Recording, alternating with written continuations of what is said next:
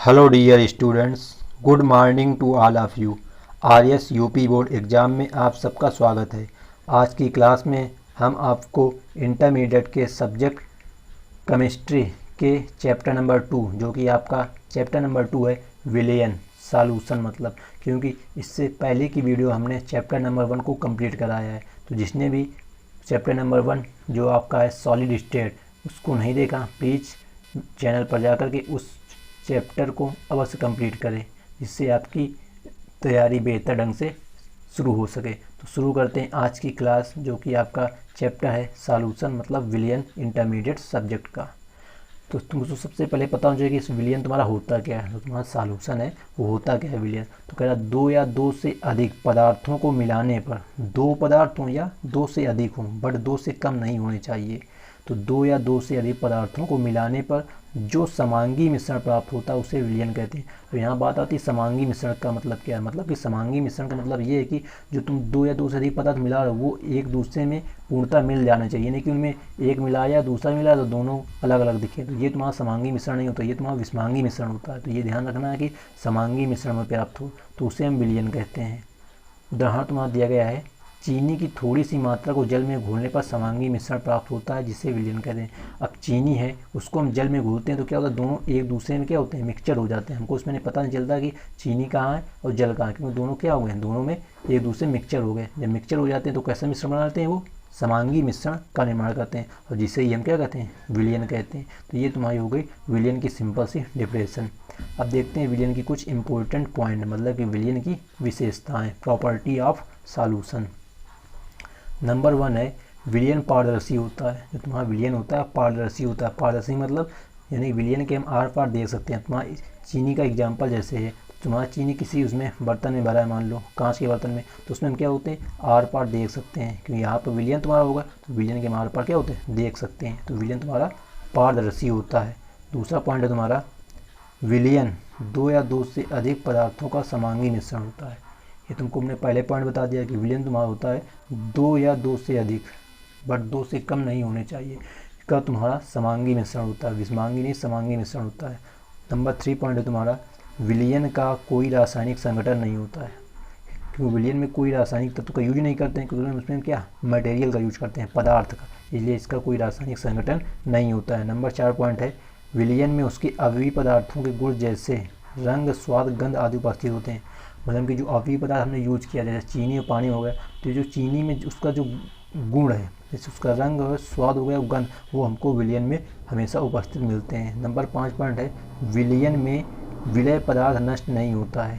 जो विलय पदार्थ होता है, विलय पदार्थ नष्ट नहीं होता है, बल्कि उसे वाष्पन द्वारा पुनः प्राप्त किया जा सकता है। जो तुमने चीनी और जल का मिश्रण हुआ, उसमें चीनी तुम्हारी नष्ट नहीं होती, उसे वाष्पन द्वारा पुनः प्राप्त कर सकते हैं। नंबर 6वां पॉइंट है तुम्हारा विलयन बनाने में आयतन में वृद्धि नहीं होती, कि हम विलयन बना रहे कि उसके आयतन में वृद्धि कभी नहीं होती, जितना विलयन पहले था उतना ही विलयन होगा। नंबर 7वां पॉइंट है विलयन का द्रव्यमान विलेय तथा विलायक के द्रव्यमान के योग के बराबर होता है, क्योंकि विलयन तुम्हारा बनता किससे है, विलेय और विलायक से बनता है। अब ये विलेय विलायक क्या होते हैं ये तुमको आगे बताते हैं। तो इसका जो विलयन का पूरा जो तुम्हारा मास होता है, द्रव्यमान, वो दोनों के मास के योग के बराबर होता है।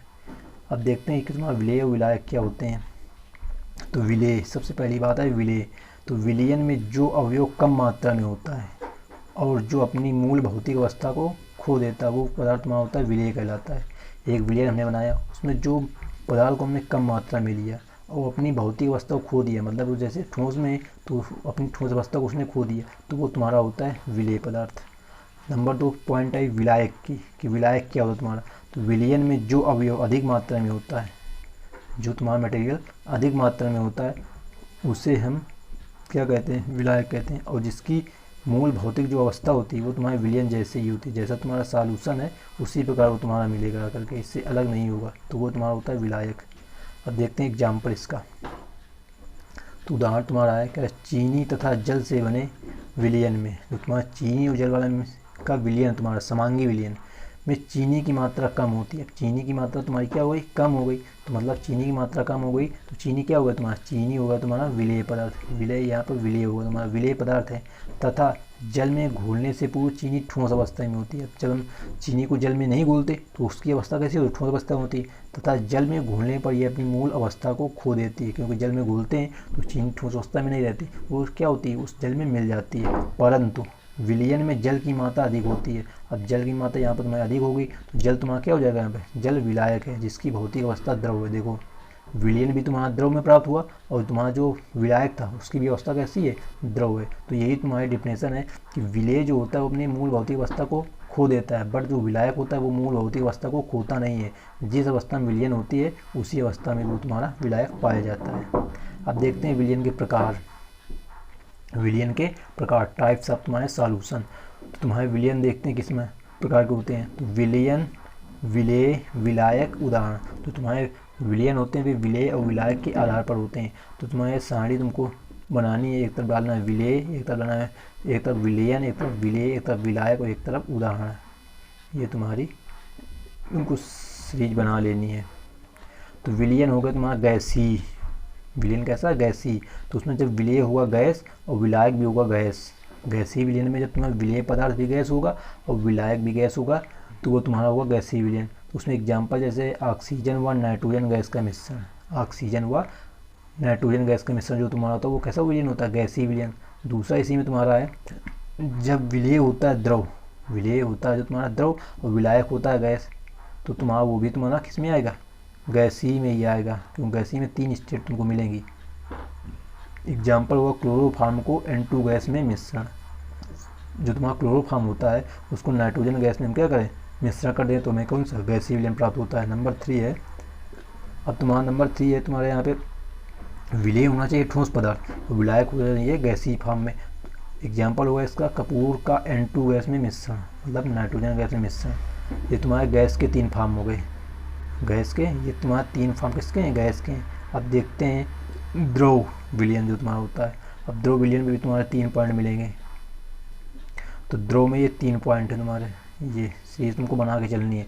द्रव जब तुम्हारा विलेय होगा गैस में और विलायक होगा द्रव में, तो तुम्हारा एग्जाम्पल हो जाएगा जल में घुली हुई ऑक्सीजन, मतलब O2।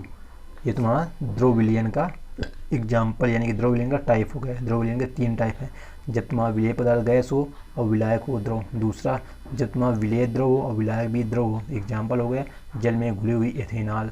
तीसरा है जब विलेय पदार्थ तुम्हारा ठोस हो और विलायक तुम्हारा द्रव हो, तो जल में घुला हुआ ग्लूकोज। तो ये तुम्हारे हो गए द्रव विलयन के 3 टाइप। अब देखते हैं ठोस विलयन के भी तुम्हारे 3 टाइप होते हैं। ये तुम्हारे 3 टाइप ठोस विलयन के, जब विलेय पदार्थ तुम्हारा गैस हो और विलायक तुम्हारा क्या हो, ठोस हो।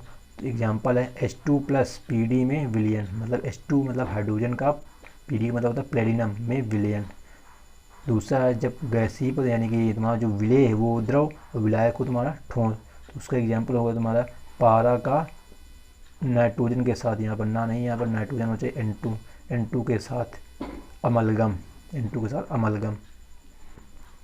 अगला तुम्हारा ठोस हो विलेय पदार्थ और तुम्हारा विलायक भी हो ठोस, एक से एग्जाम्पल हो जाएगा तांबे का सोने में विलयन, तांबे का सोने में विलयन। तो ये तुम्हारे कुछ इम्पोर्टेंट विलयन के टाइप थे। अब देखते हैं मोस्ट इम्पोर्टेंट, इस चैप्टर की मोस्ट इम्पोर्टेंट डिफिनेशंस हैं। इनको आपको अपनी बुक में अवश्य लिखना है और उनको तैयार भी करना है। विलयनों की सांद्रता को व्यक्त करना या विलयन की सांद्रता को व्यक्त करने की प्रमुख विधियाँ, मतलब विलयन को हम किस प्रकार से सांद्रता जो होती कितनी विधियों से उनको व्यक्त कर सकते हैं। तो प्रमुख विधियाँ निम्न प्रकार। नंबर 1 है द्रव्यमान या भार प्रतिशत, इसको हम W/W दिखाते हैं। नंबर 2 है आयतन प्रतिशत, जिसे हम V/V से दिखाते हैं। नंबर 3 है नॉर्मलता। नंबर 4 है मोलरता। नंबर 5 है मोललता। नंबर 6 है मोल अंश या मोल प्रभाव। अब इनकी देखते हैं एक एक करके डिफिनेशन। तो नंबर 1 बात आती है कि तुम्हारे द्रव्यमान या भार प्रतिशत से आप क्या समझते हैं। देखो इस पर आपकी डिफिनेशन भी आती हैं और क्योंकि ये तुम्हारी डिफिनेशन ऐसी है क्योंकि इनमें फार्मूले भी हैं, ये फार्मूले भी आपको याद रखने, इन फार्मूले से संबंधित आपको क्वेश्चन भी पूछे जाते हैं। तो अगली वीडियो में आपको इन सभी 5 से संबंधित न्यूमेरिकल अवश्य कराएंगे। तो द्रव्यमान या भार प्रतिशत, तो कह रहा है इसकी डिफिनेशन है 100 ग्राम विलयन में, विलयन कितना होना चाहिए, 100 ग्राम विलयन में उपस्थित विलेय की ग्राम में मात्रा को विलयन की भार प्रतिशत कहते हैं। मतलब कि एक तुम्हारा विलयन है, विलयन कितना 100 ग्राम, उसमें जो विलेय की मात्रा उपस्थित है वो इसमें ग्राम में, मतलब 100 ग्राम विलयन में विलेय की मात्रा ग्राम में कितनी है, वही तुम्हारी होती है भार प्रतिशत। अब भार प्रतिशत बराबर फार्मूला होगा तुम्हारा विलेय पदार्थ का भार, मतलब कि तुम्हारा विलेय पदार्थ वो कितना है, वो भी किसमें, ग्राम में, अपान यानी बटे विलयन का भार गुणते 100, ये तुम्हारा हो जाएगा फार्मूला। मतलब विलेय पदार्थ का भार तुम्हारा जो इसको संकेत में स्मॉल W दिखाते हैं, इनटू यानी बटे विलयन का भार तुम्हारा हो जाएगा कैपिटल W इंटू 100, ये तुम्हारा संकेत में इसका फार्मूला बन जाएगा। तो इससे संबंधित हम आपको अगली वीडियो में न्यूमेरिकल अवश्य कराएंगे। दूसरा तुम्हारा आयतन प्रतिशत, जिसे हम V से दिखाते हैं। तो आयतन प्रतिशत, इसमें 100 ग्राम, सॉरी दोस्तों आयतन है, तो 100 मिलीलीटर विलयन में उपस्थित विलेय की मिलीलीटर में मात्रा को विलयन की आयतन प्रतिशतता कहते हैं। जब तुम्हारा था भार प्रतिशत, तुम्हारा 100 ग्राम विलयन में उपस्थित विलेय की ग्राम में मात्रा थी, अब यहाँ पर आयतन प्रतिशत है, तो 100 मिलीलीटर विलयन में उपस्थित विलेय की मिलीलीटर में मात्रा को विलयन की आयतन प्रतिशतता कहते हैं। तो आयतन प्रतिशत बराबर होता है तुम्हारा विलेय की मात्रा, वो भी किसमें, ml में, मतलब मिलीलीटर में, बटे विलयन का आयतन कैपिटल V, वो भी ml में, इंटू 100, ये तुम्हारा होता है आयतन प्रतिशत का फार्मूला। अगली तुम्हारी है नॉर्मलता। तो देखते हैं नॉर्मलता डिफिनेशन तुम्हारी क्या है। मोस्ट इंपॉर्टेंट डिफिनेशन नॉर्मलता तुम्हारी पूछी जाती है, उस पर न्यूमेरिकल भी आते हैं। तो नॉर्मलता किसी निश्चित ताप पर तुम्हारा जो टेम्परेचर वो कैसा होना चाहिए, निश्चित कांस्टेंट होना चाहिए। ताप पर 1 लीटर विलयन में उपस्थित विलेय पदार्थ के ग्राम तुल्यांकों की संख्या को विलयन की नॉर्मलता कहते हैं। मतलब तुम्हारा टेम्परेचर निश्चित होना चाहिए और 1 लीटर विलयन हो जाए, उसमें विलेय पदार्थ के जितने ग्राम तुल्यांक हैं उन्हीं को, यानी ग्राम तुल्यांकों की कितनी संख्या है वही तुम्हारा क्या होता है, विलयन की नॉर्मलता तुम्हारी होती है। अब नॉर्मलता को कैपिटल N से दिखाते हैं। इसकी इकाई जो होती है तुम्हारी ग्राम तुल्यांक प्रति लीटर होती है। इसकी मात्रा भी आपको याद रखना है, क्योंकि न्यूमेरिकल आएंगे तो मात्रा लिखना जरूरी होता है। इसकी इकाई तुम्हारी होती है ग्राम तुल्यांक प्रति लीटर। इसका फार्मूला होता है तुम्हारा N बराबर, कैपिटल N बराबर तुम्हारा होता है स्मॉल W इंटू 1000 अपान, या बटे ऐसे लगा दो, अपान E इंटू V होता है तुम्हारा आयतन ml में। तो देखते हैं इसके संकेत क्या क्या है। स्मॉल W तुम्हारा होता है जो विलेय पदार्थ का मात्रा होती है, विलेय पदार्थ की मात्रा होती है। जो E होता है तुम्हारा विलेय पदार्थ का तुल्यांकी बार होता है, यहाँ पर विलेय पदार्थ का तुल्यांकी बार। जो V होता है तुम्हारा होता है विलयन का आयतन होता है। तो ये सब आपको अगर पता है तो आप नॉर्मलता तुरंत ज्ञात कर लेंगे। N बराबर फार्मूला लगाएंगे स्मॉल W इंटू 1000 अपान E इंटू V, बस आपको नॉर्मलता का मान निकल के आ जाएगा। अब देखते हैं अगली डेफिनेशन, 4 नंबर मोलरता। तो किसी निश्चित ताप पर, इसमें भी टेम्परेचर तुम्हारा कांस्टेंट रहेगा, किसी निश्चित ताप पर 1 लीटर विलयन में उपस्थित विलेय के मोलों की संख्या को विलयन की मोलरता कहते हैं। जब बात आएगी मोलरता की तो टेम्परेचर तुम्हारा कांस्टेंट रहेगा, बट 1 लीटर विलयन में उपस्थित विलेय के मोलों की संख्या को विलयन की मोलरता कहते हैं। मोलरता को यहाँ कैपिटल M होगा, कैपिटल M से प्रदर्शित करते हैं तथा इसकी इकाई मोल प्रति लीटर होती है। जिसकी इकाई होती है वो होती है मोल प्रति लीटर होती है। इसका फार्मूला होता है M बराबर स्मॉल N अपान V, ये आपको फार्मूला याद रखना है। M बराबर N अपान V, N होगा मोलों की संख्या, अपान V हो गया आयतन, वो किसमें, लीटर में। N बराबर विलेय की मोलों की संख्या, स्मॉल N बराबर विलेय की मोलों की संख्या, जिसका मान होता है N बराबर स्मॉल W अपान स्मॉल M। स्मॉल W हो गया विलेय की मात्रा और स्मॉल M हो गया विलेय का तुम्हारा अणुभार। तो तुम्हारा जो फार्मूला बन के आता है वो आता है इस कैपिटल M बराबर स्मॉल W इंटू 1000 अपान स्मॉल M इंटू V हो जाएगा यहाँ पर ml में, इसलिए यहाँ पर 1000 का गुणा कराया गया है। तो ये फार्मूला आपको याद रखना है, ये फार्मूला मोस्ट इंपॉर्टेंट है। स्मॉल W हो गया विलेय की मात्रा, स्मॉल M हो गया विलेय का अणुभार, जो तुम्हारा विलेय पदार्थ है विलयन में उसका अणुभार। अगली डिफिनेशन देते हैं मोललता। देखो वो ऊपर ही तुम्हारी मोलरता, ये तुम्हारी मोललता। तो मोललता 1 किलोग्राम विलायक में, अब इसमें मोललता में ताप का प्रभाव नहीं पड़ता है, ध्यान रखना, इसलिए इसमें टेम्परेचर नहीं लिया गया है। 1 किलोग्राम विलायक में उपस्थित विलेय के मोलों, यानी 1 किलोग्राम विलायक में उपस्थित विलेय के मोलों की संख्या को उस विलयन की मोललता कहते हैं। यहाँ पर 1 किलोग्राम की बात की गई है, 1 किलोग्राम की बात कही गई, तो ये ध्यान रखना। तो मोललता को M डैश से प्रदर्शित करते हैं। इसकी इकाई मोल प्रति किलोग्राम होती है, उसकी क्या थी, मोल प्रति मीटर क्यूब या आयतन थी तुम्हारी। मोललता पर ताप का कोई प्रभाव नहीं पड़ता, तुमको हमने पहले बता दिया कि मोललता पर टेम्परेचर का कोई भी काम नहीं होता है, इसलिए टेम्परेचर इसमें यूज नहीं करते हैं। तो फार्मूला हो जाएगा स्मॉल एम डैश बराबर small N upon capital W. अब यहाँ पर संकेत क्या है तुम्हारा, स्मॉल एन हो गया मोलों की संख्या विलय के, अब कैपिटल डब्ल्यू क्या होगा तुम्हारा, कैपिटल डब्ल्यू हो गया तुम्हारा जो विलयन है वो विलयन का भार हो गया, यानी विलायक का भार हो गया। तो फार्मूला तुमको ये याद रखना, ये वाला एम डैश बराबर small W into 1000 upon small M into capital W, small W into 1000 upon small M into capital W. Capital W तुम्हारा विलायक का भार होगा, स्मॉल एम होगा विलेय का भार, स्मॉल डब्ल्यू का विलेय का भार यानी विलेय की मात्रा। अगली और लास्ट डिफिनेशन आज की वीडियो की, मूल अंश या मोल प्रभाज। मूल अंश या मोल प्रभाज किसी विलयन में उपस्थित विलेय या विलायक, किसी विलयन में उपस्थित विलेय या विलायक, विलयन में तुम्हारे दोनों चीज़ होंगे, विलेय भी होंगे और विलायक भी होंगे, के मूलों की संख्या, विलेय या विलायक के मूलों की संख्या और विलयन में उपस्थित कुल मूलों की संख्या के अनुपात को विलेय या विलायक का मूल अंश कहते हैं। अब देखते हैं इसके फार्मूला कैसे निकल के आएंगे। तो स्मॉल एन बराबर विलेय के मूलों की संख्या, कैपिटल एन बराबर विलायक के मूलों की संख्या। तो विलेय का मूल अंश बराबर तुम्हारा फार्मूला होगा small N upon small N plus capital. जब विलेय की बात आएगी तो small N upon small N plus capital N formula होगा। और स्मॉल एन क्या हो जाएगा तुम्हारा, विलेय के मूलों की संख्या, और कैपिटल एन हो जाएगा विलायक के मूलों की संख्या। तो ये तुम्हारा फार्मूला बन जाएगा। और तुमको अगर स्मॉल एन कैपिटल नहीं दिया तो ये निकालेंगे, स्मॉल एन निकालेंगे हम, स्मॉल एन बराबर फार्मूला होगा small W upon small M, small W upon small M से, और कैपिटल एम निकालेंगे capital W upon capital M से। और तुम्हारी एक small M, small W, capital M, ये सब क्या है, तो ये तुम्हारा होता है स्मॉल डब्ल्यू होता है विलेय का भार, स्मॉल एम होता है विलेय का अनुभार, कैपिटल डब्ल्यू होता है विलायक का भार, कैपिटल एम होता है विलायक का अनुभार। तो ये सब आपको याद रखना है। अब विलायक का मूल अंश, तो विलायक का मूल अंश होता है कैपिटल एन बटे small N plus capital N.